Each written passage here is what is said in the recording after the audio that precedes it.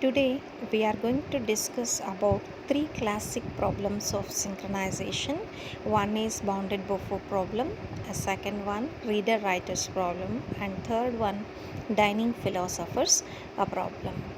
All the three problems are solved by using a synchronization tool called a semaphore. In the previous class, we discussed about what is a semaphore and what are the two operations that can be performed on semaphore.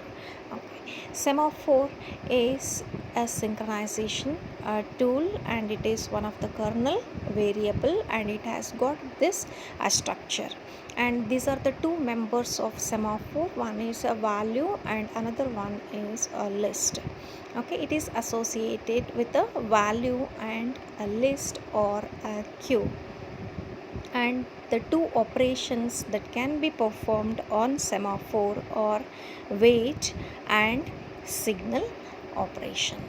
Okay, and this is the wait definition, or the wait operation that is performed on a semaphore. Yes. Okay, and if any of a process performs wait operation on semaphore, then the semaphore value is decremented by 1, and then a condition is checked whether the semaphore value is less than 0. If it is less than 0, then add that calling process to a list associated with a semaphore. How that process is added to the list of the semaphore? By invoking a block system call. Okay, if the condition fails, then just a semaphore value decremented and it comes out of the wait operation on semaphore. And this is the definition of a signal operation on semaphore. Yes, the signal, if any of a process invokes signal on semaphore, here it is S, and the value of the semaphore is incremented by 1. If again, then it checks the condition whether the value of the semaphore S val is less than or equal to 0. If the condition is true, then remove a process a P from S list. That is, the process is sitting in the list or queue associated with the semaphore. Particular semaphore here is yes. Then remove a process. It removes a process S from the queue or list associated with the semaphore. Yes. How it is done?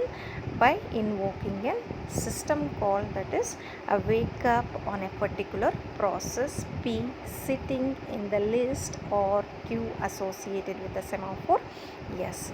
And if the condition fails, if the semaphore, after incrementing the value of the semaphore in the signal operation, if the condition fails, just it increments the value of the semaphore S by 1, and it comes out of the signal operation on semaphore. Yes, here. And these are the two operations that can be performed on semaphore variable, and it is a kernel variable. Only any of a process can initialize the value of a semaphore, and to manipulate the content of a semaphore, they can use wait or a signal operation on a semaphore. Next, come to the first problem, that is bounded buffer problem. Okay, and this bounded buffer problem is related to the producer consumer problem. Okay, and we know that already, that is in order to have the synchronization between the producer and the consumer process, here we are using an semaphore synchronization tool.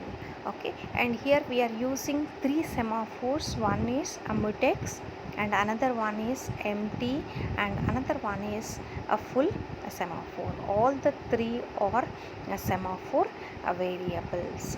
Okay, and here the mutex semaphore is initialized to 1, empty is initialized to n, full is initialized to 0. Mutex, it is also in semaphore, it provides the mutual exclusion for access to the buffer fold. Empty it counts the number of empty buffer